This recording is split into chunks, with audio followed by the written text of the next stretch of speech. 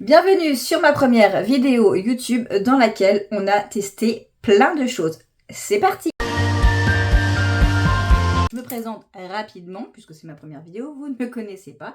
Je m'appelle Delphine, je suis maman de 2 enfants, j'ai 2 chats, un mari, enfin voilà. Je fais habituellement des vidéos courtes sur les réseaux sociaux. D'ailleurs, si vous voulez me suivre sur mes réseaux sociaux, je vous mettrai le lien en barre d'infos. Pour info, c'est Delphine Troncy, T-R-O-N-C-Y. Voilà. Mon kiff à moi, c'est le make-up. J'aime prendre soin de moi. Alors, je ne suis pas une professionnelle. Je suis pas une toute débutante non plus, puisque je vous ai dit, hein, je fais des formats courts sur les réseaux sociaux. Je travaille avec une marque de cosmétiques. Je suis autodidacte, on va dire. Et puis, grâce à des formations, je m'améliore au quotidien.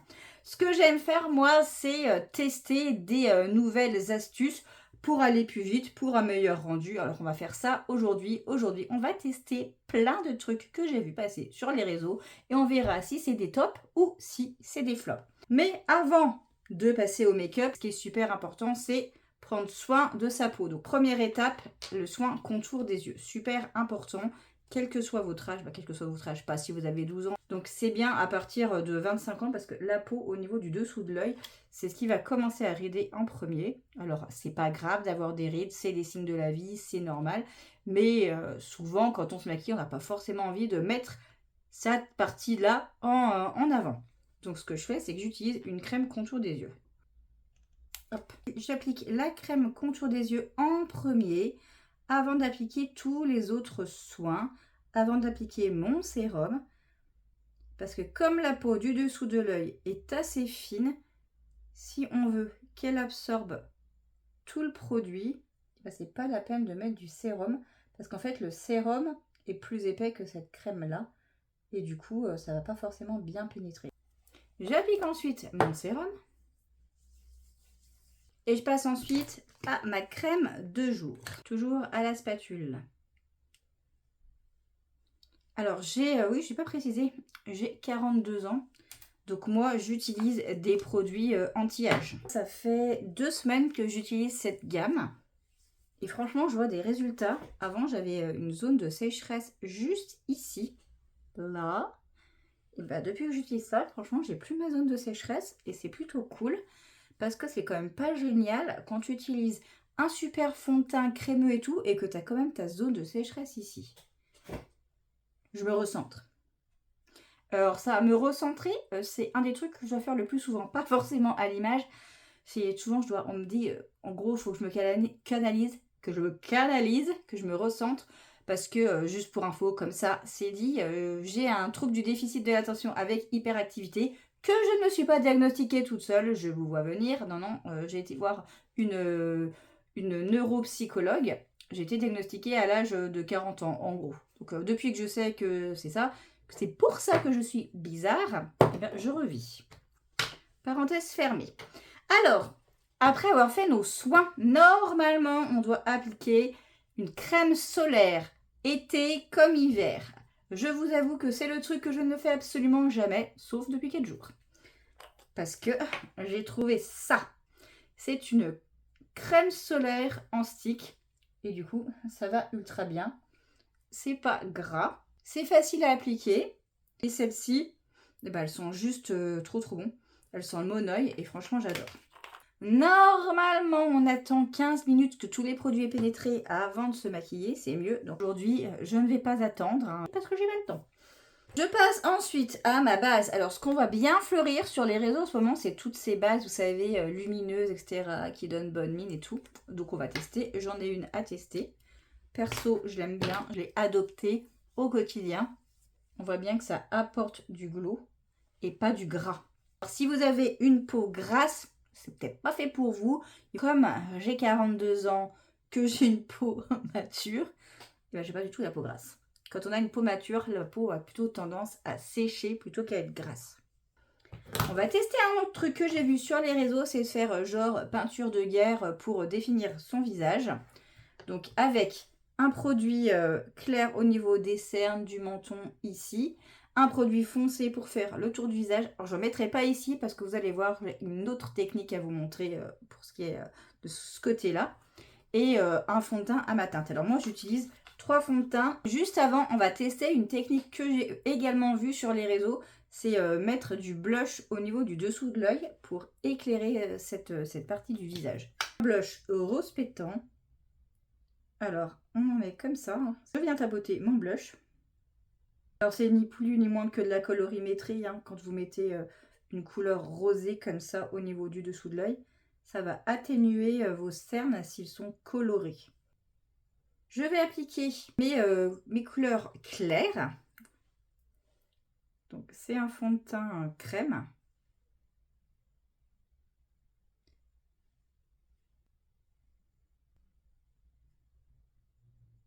J'applique la couleur la plus foncée.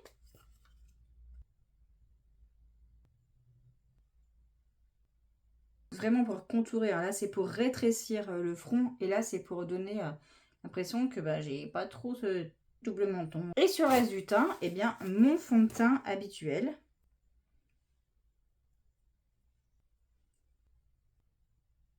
Et là, normalement, on n'a plus qu'à blender.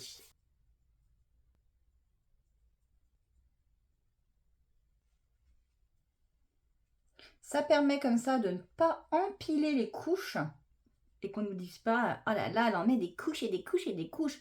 Eh ben non, j'en mets pas des couches et des couches et des couches. Je mets juste les bonnes teintes aux bons endroits. Et comme ça, je n'ai pas de superposition de matière. Voilà les mauvaises langues. J'ai rien fait ici, j'ai pas creusé mes joues. C'est parce qu'on va tester une autre méthode. On va tester encore des produits crémeux, mais avec nos mains. On va appliquer ça à la main. J'utilise mon bronzer et je vais l'appliquer sur cette ligne-là de ma main. Le blush sur la deuxième ligne. Et l'illuminateur sur la troisième. Et là, toute la difficulté, c'est de mettre sa main au bon endroit. Je place ma main comme ceci. C'est hyper rapide puisque du coup, j'ai fait comme une sorte de tampon et j'ai plus qu'ensuite à estomper. Honnêtement, j'étais plutôt dubitative, mais je trouve que ça fonctionne plutôt bien. Je vais maintenant poudrer le dessous de mon œil avec une poudre rose. J'enlève le surplus de matière. Moi, je veux lifter le dessous de l'œil. Si j'en mets trop, ça va plutôt le marquer. Par contre, c'est ultra efficace. Ça lisse vraiment le dessous de l'œil. Je vais ensuite appliquer une poudre pêche pour l'ensemble de mon visage. Et là, je vais y aller au gros pinceau poudre. Et j'enlève le surplus. Je vais juste balayer mon visage avec. Le but, c'est de matifier un peu. L'étape teint est terminée. Alors, je vais tester un truc sur mes sourcils. Je vous le dis direct. On risque de bien se marrer parce que ça, c'est ma bête noire. J'ai trouvé des trucs. Je vais prendre mon petit goupillon. Je vais venir retirer les éventuelles traces de fond de teint. Je brosse mes sourcils vers le haut. Là, je vais utiliser un petit pochoir à sourcils. Je vais faire élégant. Ensuite, vous avez cette espèce de truc. C'est un tampon à sourcils. Pour la couleur, je ne suis pas certaine. Donc, hop, là, il faut enlever ça. Il faut le tenir comme ça. Mais comme je suis une grosse quiche, moi, je vais mettre un petit peu de sparadrap pour être sûr que ça ne bouge pas. Parce que sinon, je suis sûre que mon truc, il va faire du moonwalk sur mon visage. J'ai peur que ce soit trop long.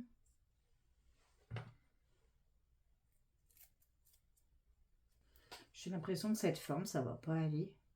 Et là, je vais utiliser ce truc. Il y a une petite mousse. Le produit, faire comme ça. Je suis vraiment pas sûre pour la couleur. Hein. Ah non, c'est une horreur.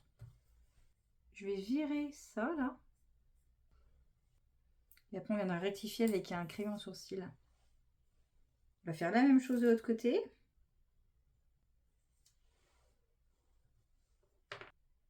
Je suis vraiment pas convaincue de ce truc. Hein. J'aimais beaucoup mieux avant. Je trouve ça absolument immonde. Je pense que c'est peut-être la forme qui ne me convient pas. On va dire ça. Je pense qu'il faut vraiment trouver sa forme. Là, élégante, ça doit pas être ma forme. Je vais essayer de rattraper ça avec un crayon à sourcils tout à fait classique. Moi, tous ces trucs de sourcils on flic et tout, vous avez compris, hein, je suis vraiment pas, je suis pas balèze, quoi. Je vais venir nettoyer ça, hein, avec le fond de teint plus clair que j'ai utilisé tout à l'heure.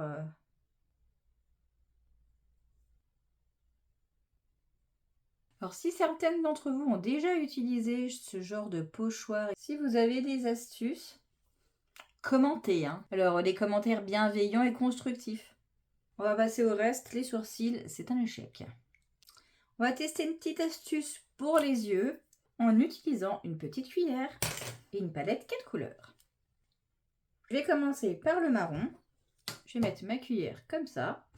Un petit pinceau boule. Je place ma cuillère comme ceci, en direction de mon sourcil. Je vais suivre cette partie-là. Je place juste la couleur. Je ne fais rien d'autre. J'estompe. Je vais le remarquer un tout petit peu. Je vais utiliser un pinceau langue de cham avec des poils assez souples. Je vais prendre le kaki. Je place ma cuillère comme ceci en direction de mon sourcil. Je tapote en gardant l'œil ouvert. J'ai une paupière tombante, donc vous voyez, j'ai un petit trait qui s'est formé juste ici. J'ai un manque, donc que je vais combler comme ça en retapotant à l'intérieur. Je reprends un pinceau fluffy sans aucune matière dessus et je frotte. Grâce à la cuillère, ça me fait quelque chose de très net. La petite cuillère, c'est vraiment un bon outil pour ce genre de technique. Le marron m'a permis de bien définir mon creux de paupière et le vert kaki approfondit le regard. Ensuite, au doigt, je vais utiliser la couleur irisée, le corail. Je tapote. Avec un petit pinceau biseauté, je vais utiliser la couleur la plus claire en coin interne. Ça va me faire un point lumière mat. Je l'applique aussi juste là, comme ça. Ça va venir nettoyer un petit peu le dessus plutôt de ma paupière. Je vais prendre l'autre pointe biseautée de mon pinceau et je vais revenir appliquer le kaki en ras de cils. Ce que j'aime bien faire, c'est appliquer du crayon noir en muqueuse supérieure. Comme ça, ça va rendre ma frange de cils un peu plus intense.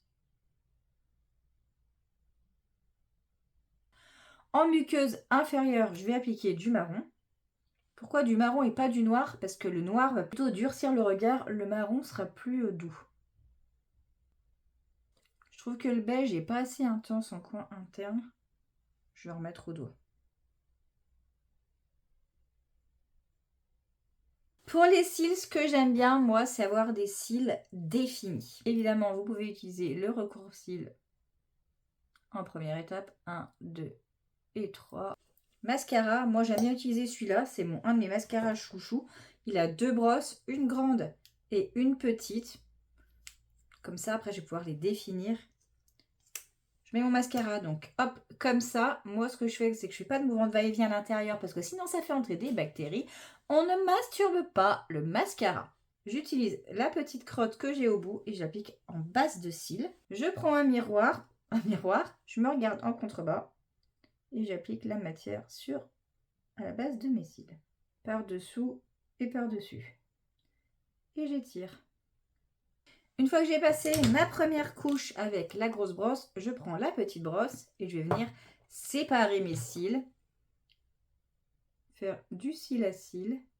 Et j'aurai plutôt un effet extension russe plutôt que faux cils. Je suis pas trop team faux cils. Alors déjà parce que je suis nulle, je ne sais pas les poser.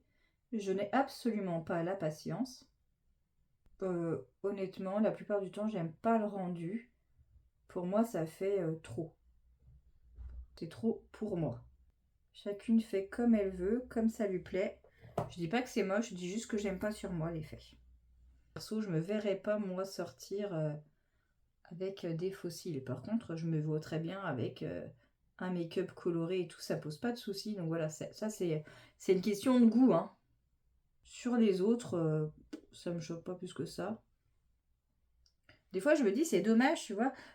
T'as fait un super maquillage des yeux, tu mets des énormes faux cils. Alors, c'est vrai que si t'as foiré ton fard à paupières, si tu mets des énormes faux cils, c'est sûr, ça cache la misère. On est OK. Là, vous voyez, j'ai fait des catastrophes avec mon mascara. Donc, j'ai attendu que ça sèche. Je prends un goupillon et je viens juste frotter comme ça. Je frotte pas avec un coton-tige parce que ça va déplacer la matière. Mais là, je vais venir gratter. Et comme ça, ça n'enlève pas ce que j'ai fait. On va maintenant passer à l'étape des lèvres. Pour les lèvres, en ce moment, ce que j'aime bien faire et ce que je vois beaucoup passer sur les réseaux, c'est les encres à lèvres. Vous voyez, il y a les encres à lèvres, ça bouge pas, ça tient toute la journée. Donc moi, j'en utilise deux, une pour faire mon contour et une pour faire l'intérieur. Je fais le contour avec celle-ci.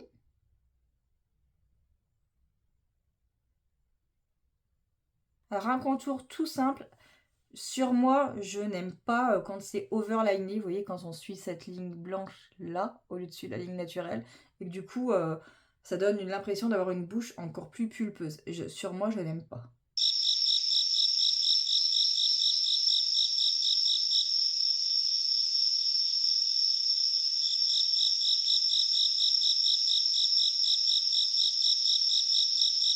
Quand je le fais, j'ai l'impression d'avoir une bouche de poisson.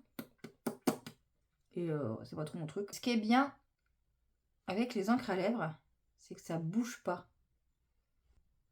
J'en mets une autre à l'intérieur.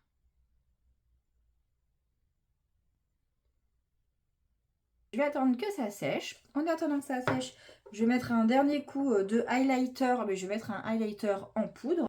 Je vais utiliser celui-ci, les blancs. J'en mets là, au niveau de mon arc de Cupidon. Et vous voyez, là, ça suffit pour donner l'impression que les lèvres sont plus pulpeuses. J'en mets un peu par là.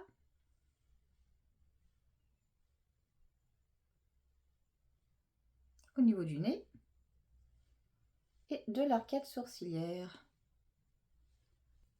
On va passer à ma petite étape cheveux. Mon kiff du moment, moi, c'est... je sais pas. C'était là depuis le début, ça? Non, ça a dû se coller à ma brosse, j'espère. Super. Mon truc du moment, c'est les foulards. J'aime beaucoup les foulards. Donc, je mets un foulard dans mes cheveux. Je vais mettre celui-ci. Les cheveux derrière les oreilles.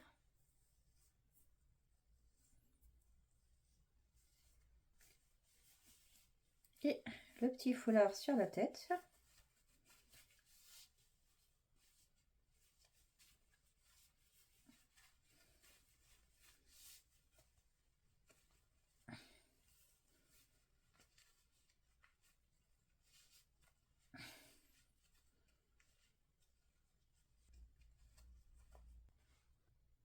Je termine juste par mes petits compléments alimentaires. Je prends des gummies pour faire pousser mes cheveux parce que là ils sont pas assez longs. Je veux un carré plongeant, donc le plongeant je l'ai bien derrière, mais c'est pas encore assez long au niveau des oreilles. Donc, je prends des gummies pour faire pousser les cheveux et les ongles, mais les ongles je les ronge. J'ai jamais réussi. J'essaye des fois de poser des faux ongles, mais je suis à peu près aussi douée pour poser des faux ongles que jouer au volley quand j'étais au collège. Oui. Genre, je reculais du ballon pour pas me le prendre dans la figure. Bah là, je pense que limite, pour poser les faux ongles, c'est comme si j'éloignais mes mains pour pas réussir. Bah, je suis absolument nulle pour ça. Donc, je prends 2 petites gummies par jour. Hop. Elles sont trop bonnes. Et après, c'est pas mal. Alors, c'est parfait. Si, mes cheveux poussent. Et comme ça fait pousser les cheveux, ça fait aussi... ça peut peut-être faire pousser les poils de mes sourcils. Que finalement... Après tout ce qu'on leur a mis dans la figure, ils sont pas si pourraves que ça. Ça aurait pu être vachement pire. J'espère que cette première vidéo vous a plu. N'hésitez pas à partager, à commenter, à liker, à me dire ce que vous avez aimé, ce que vous n'avez pas aimé. Et je vous dis à plus tard, à la prochaine. Bye!